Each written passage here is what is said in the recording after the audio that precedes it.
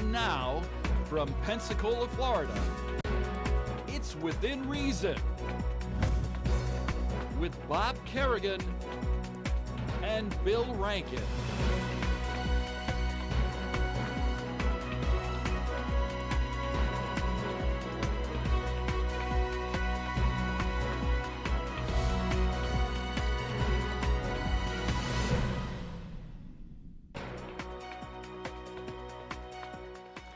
Well, good evening and welcome to Within Reason. Mr. Rankin is in rare form. You may introduce yourself briefly. This is Bill Rankin. And see, here's a liberal in charge. Yeah. I'm Bill Rankin, and it's just exciting to have our politicians provide us with so much wonderful material. There's a lot of good material. It's good. I'm pleased to say that I get a lot of the Republican literature. Okay? What do you think that is? Because they want my review of it. And they want my comment. Oh, yeah, and on the air. And have you ever gotten these things and they say, this is the national poll, and they all do the same thing. Republican Party, the Democratic Party, the Libertarians don't do that. Yeah. And they say, we're dying to have your opinion. This is a registered document. Meaning, yes. Oh my God. I know, it's registered. Registered. Yeah, what if I don't send it back in? Yeah, it has to be. And then all the questions are ridiculous, you know. Well, do you support the Republicans' plan to kill Medicare and give the rich more money? Or do you support the trend toward communism in the Obama administration? Oh, no, I don't. So we need your opinion on these issues. And then the last question, how much money is you? Well, before we get to what politics, I used to do, I'd fill them all out because they had business reply. They paid the postage. Yeah. And I'd honestly fill them out with my opinions and send them. And no one cared. Oh, of course. And no one read it. They don't tabulate it. Is any cash in it? No, throw it away. No, That's what the televangelists do. It's very efficient. That's right. No cash, out. One time, years and years. Oh, the prayer request. Oh, Mama has a hernia. No, no cash. Out you go. One time years ago, many years ago, I had the occasion to be representing somebody in the George Wallace family. Okay? So I was in Alabama. This is when he was running for president. And they took me into the cash room and showed me where the cash came in. Wow. I have this branded in my brain huge trays of cash and unopened envelopes. And in those days, people sent the cash. Yeah. I mean, just huge trays, stacked up trays of money coming into George Wallace. I'll never forget that. Wow. Yeah, but now we just have you Citizens United, and they just write a check for about $5 billion or whatever they're going to write and buy the elections. Yeah. So that's our system. So you think, yeah. Yeah, it's terrible. Political speech is great unless it comes from people you don't like. Is that kind of where we are? Not where we are. Not where we are. But before you get launched today, I'm very interested in your opinion about several things. Oh, I'll bet you are. This is like the Republican poll, probably. Yeah, well, no. Just kind of a... No, but I should start by saying I was at this private function, nice people, business people, and others, and professional people. And so this friend Was came it still up. like the 1% club that you're in? No. I don't belong to any impressive clubs. So I'm surprised I got invited to this. But anyway, so we're there, and this woman comes up that I know very well, and I consider to be a friend of long standing. And she said to me, I wanted you to know how much I enjoy watching you and Bill on TV. And I said, well, appreciate that, certainly, very much. And I said, you certainly share that view shared by many people. Yeah. And I was sort of going along with the whole thing. And then she said something that was a little alarming to me. Yes, she did. Without missing a beat from saying how much she enjoyed watching us on TV, she said, Bill is so right. What is that? Who knows? That was inappropriate, though. I mean, it would have been better to say, you both have interesting views about that. Yeah, that would have been a more political much more polished thing to say. Who cares? I mean, I've had a lot of people say to me, which one are you? Yeah, well, I always tell them. I'm McLeod. When they say, yeah, that's right, we tell them we're one of the other partners. Now, I've gotten a lot of mail this week. And I've heard this too. Yeah. I say, you're just a great straight man for Kerrigan. I honestly have heard it from a guy we both know who's And I'm the straight man. I'm the one that has to take the Nancy Pelosi position and try to argue it. You don't have to take Well, I don't, but you make me take it, or you just run over everybody. Before we go any further, I'm going to forget this if I don't say it. I was watching the MSNBC, and they had Sandy Weil on. He used to be the head of Citicorp, and he said some good things. Yeah, that I like he said some very interesting things. He said something great. He said 99% of the 1% used to be in the 99%, and I think that's true. I mean, if you track a lot of these people, they say that again. I lost the math. 99% of the 1% used to be in the 99%, and think about it. No, I think that's complete BS from top to bottom.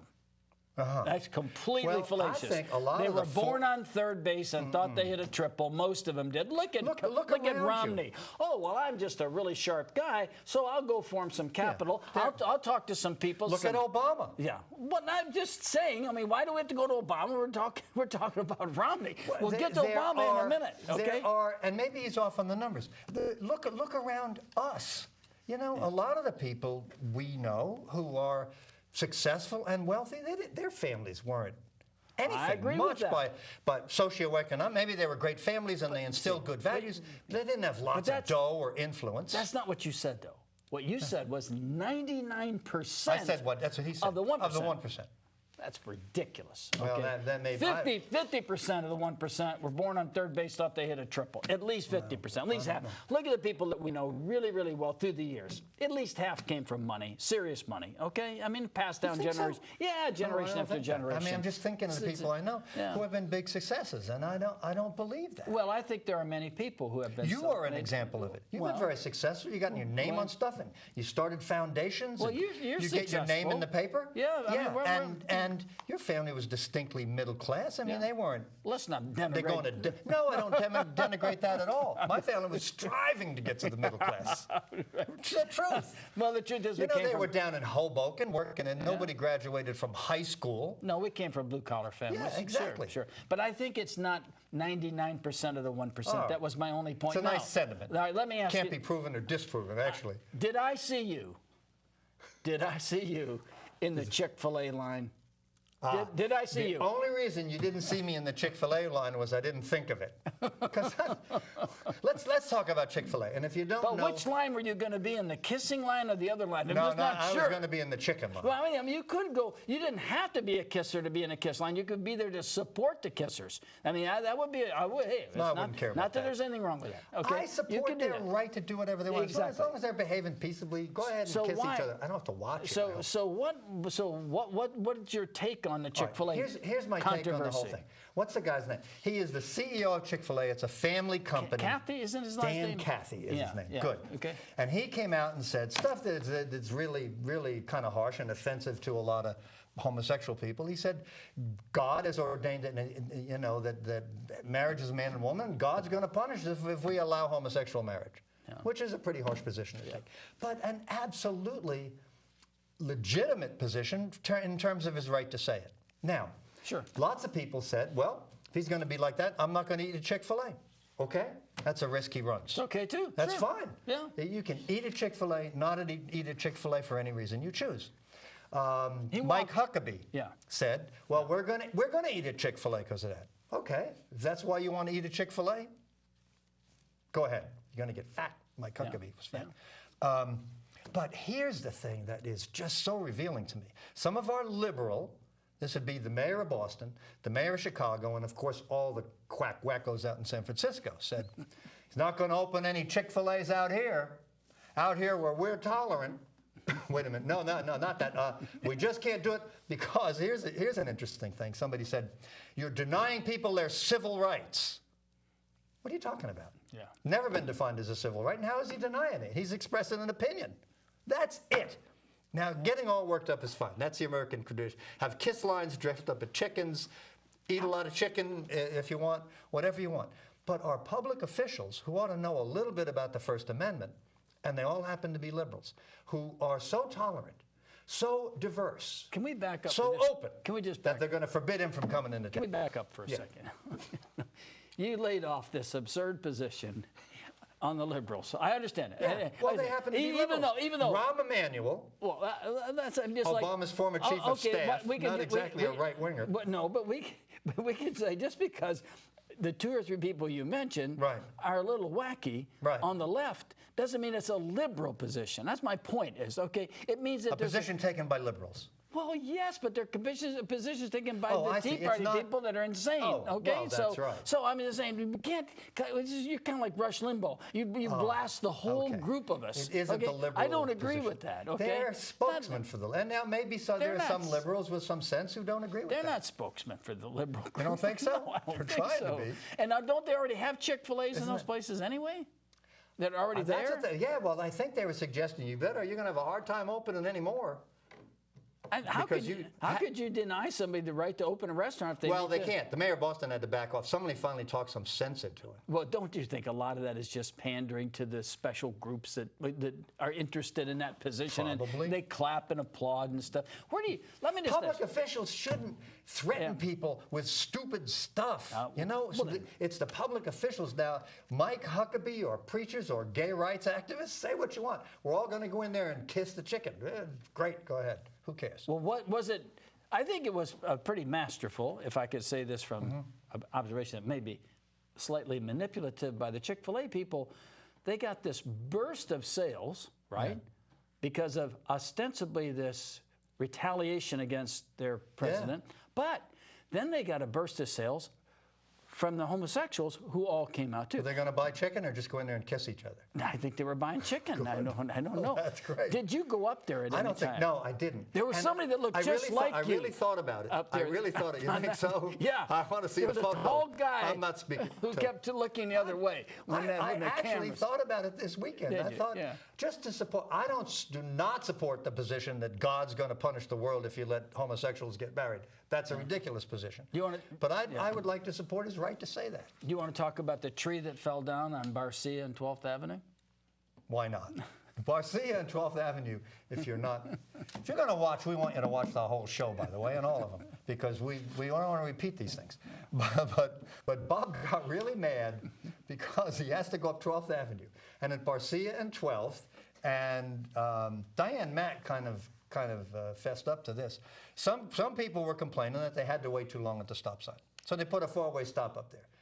And it wasted all kinds of gas, and Yeah, they had the 90% of stop the time. signs on Barcia. Right, and because you that had- was the Right, and you have the intervening- 12,000 cars going north Right. and 200 going across Barcia, and these people around there, they didn't like to have to wait, so they talked. Now we all have to stop. Yeah, and the way they justified it, and we covered this before, but the way they justified it was, the police department, you had to have like 4 or 5 wrecks to justify a stop sign, which is kind of funny, really, That as is part of the kind of criteria. funny. But anyway, if you have that criteria, then some people say, well, okay, that's enough. So what they did was this. When a police officer would investigate an accident, they would put Barcia and 12th to locate it proximally to the accident site that had nothing to do with Barcia and 12th. So they used those I mean, if you accidents. ran into a tree Yeah, down the road, right. you'd say, well, it's 400 yards from Barcia and 12th. Exactly, it was a landmark point. That's great. So I pulled all of the reports because I wanted You this. really are into this issue. I wasn't. So I pulled all the Great reports. Barcia and 12th 4-way I stop. pulled all scandal. these reports because I don't like stopping there. I have to stop there all the time. And I have 12,000 cars stopping. We're burning all this extra fuel. We're destroying the environment, all because these 4 people on that corner want to have the traffic calm. So I reported it to Diane Mack, thinking, very naively, very stupidly, she'd just really get into it and really do something about it. And then within about 3 weeks, they had 3 Diane Mack signs on the corners. So I didn't get a whole lot of response. I asked Diane Mack, and she said, well, it's for traffic calming. Calming, yes. Calming. I wasn't calm, and I'm not calm. I'm waiting there for nothing in the intersections. That doesn't make you calm. So do you want to ask me what happened because of that conduct by people that was objectionable, that caused us all to happen? What happened? What happened because of that conduct by people, which was objectionable, which caused us all to stop? God hit lightning Oh, that hit a tree that blocked the whole frigging intersection. That was my position on that. That's okay, it. And that was is what happened. It's certainly no crazier than stuff appears in the News Journal regularly. Remember after Hurricane Katrina? And it wasn't just in the News Journal. Some of the national quacks were doing it. Hurricane Katrina, which caused a big flood in New Orleans, was God's punishment for homosexuality. Right. It should be really unfair of God, because there are a lot of heterosexuals in New Orleans who got flooded out too. I think so too, but that's where Because they allowed it. That's where Barbara Bush said that these poor people in the Superdome were really actually better off now. Yes, that's what she said. When she had her bouffant hairdo and while she was smoking a cigar on the side, she came into the Superdome and said these poor people were better off. Okay, that's your girl. I've got a client who I talked to recently who unfortunately lost a loved one over here, and she's from New Orleans. And she told us what it was like, and she had a whole bunch of kids with her, and it was really scary and dreadful and awful. Oh, I can't imagine. Now this was, so she went through this, and then shortly after that, her daughter got killed. Well, what do you think that the wackos are going to say when there is a earthquake in San Francisco? Oh, proof positive. Proof positive. I thought it was going to be Wednesday, but it came to, It's going to come. That's and it. they'll all say they predicted it. Yeah, hey, of course listen, they did. I've gotten this brochure Connie from Mack. Connie Mack, yeah. He would be really an outstanding candidate if he didn't engage in road rage, have his property repossessed, get in foreclosures, gets in drunken brawls, gets arrested, and a few other things. You left out his main qualification. Which is what? What? If he gets in the Senate instead of Nelson, there'll be less chance of Obama ruining the country should the country make the mistake of re-electing Obama. That's what I like about Connie Mack. He'll vote against Obama. Just a way. I don't care Which about one Connie of these Mack. Republicans are you supporting, by the way? Connie Mack. You got to be kidding. For the sole reason, are you kidding I already me? voted. But you're this for the is, sole reason that he has a better chance of beating Nelson. Are you serious about that? We cannot have a majority in the Senate of Democrats. It's bad. Listen, They'll stop Obama. If you have all Republicans in the House and the Senate, we'll have 6 years like we had with George W. Bush. It'll be a disaster. He spent money like a drunken sailor, and they're going to do it. And they're going to do it. Maybe that gridlock is the absolute best thing that could happen to this country. How could anybody vote for this clown, Connie Mack? However you don't think much of your fellow Floridians because he's ahead in the polls. I don't think much of our fellow Floridians. But listen, it wouldn't bother me if he didn't get, when he gets drunk, if he wouldn't get in so many fights. I think that's the thing. You know, the last fight was years ago. When's the last documented fight where he got arrested? That was years ago. Where he got arrested? Yeah. Good point. That's a lawyer's point. Well, you could say we're fighting now. You know? Yeah, you could. That would disqualify me from the Senate. Where he got arrested. So if you want this envelope to send Connie Mack some money, if you're... I voted for him. I think that's enough. That's about all you're going to do for that. Yeah, okay, now, what else do we have here? You want to talk about the local campaign? Let's not we haven't talked about local races. Let's go to the local races in the second segment of it after our break coming up in about 3 minutes. Okay. Whatever you say. All right. So this is my latest. Yeah, 3 minutes to go. This is my latest Romney packet. For those of you, Mr. Rankin, he doesn't get all the good Romney mail. I don't know why. I gave him money. Yeah. Well, I got pulled, so I get the Romney mail. I didn't give him much money. Here's a letter from Mitt, who says, "Dear Floridians, I'm not revealing my tax returns. I do not care that this is a critical aspect that the voters want to know about." That's what he said? Yeah. First paragraph. I don't care. I don't care what's in it. I just made that up. Oh, it's, the voters are dying to know what's in your tax returns. That's kind of a prurient interest, isn't it? Yeah. I want to know. No, it's not prurient. Listen, they want to know. The thing I don't like about Romney, he wants to shovel extra money toward the military, and that's one of the things that's ruining us. Gosh. We cannot afford it, Mitt. Since I'm your buddy, I believe in him by my first name, by the way. He does. It's mine is Dear Mr. Kerrigan. All right. I am running for President of the United States. Now, that's really, for your average Republican voter, this is something they need to be told because they're not real clear about who's actually running. Some of them still think it's Mike Huckabee. He's not the nominee yet. Yeah, not the nominee. I believe in America. Does that make you feel better when you read that from a politician? Because a lot of politicians would say, I don't believe in America. Right. That's very common. And I believe America deserves better than the failed policies of Barack Obama. Well, that's easy to agree with. I agree with that. Please help me. I believe in America. What does that mean? I don't know exactly. Believe that it exists? I don't know what There's it means. evidence that it exists. I believe that, well, is it exciting about the rover on Mars? Yes, that is pretty cool. Thrilling. It's one of those things. To the great American ingenuity and talent. Yes, It's fabulous, you know. And you're going to point out it's a government program, which it is, but it's a wonderful thing. These government programs spin out a lot of really good things in the private sector They too. do. You know, so yeah, it's given passing out money to your cronies are already demonstrated failure. I'm not just talking about Solyndra. No. That's a bad idea. That's a bad idea. That's we both Obama, agree with that. Okay, he wanted to help me restore the promise of America. I'm really not sure what that means. What the promise of America is. I mean, the promise of America is low tax rates for wealthy people. That's the promise of America, right? You know, by historical standards, the wealthy pay a bigger percentage of the taxes than in the days when we had really high marginal tax rates. Yeah. That's right. Yeah. Well, you can always find something. Where do you get this information from? From you.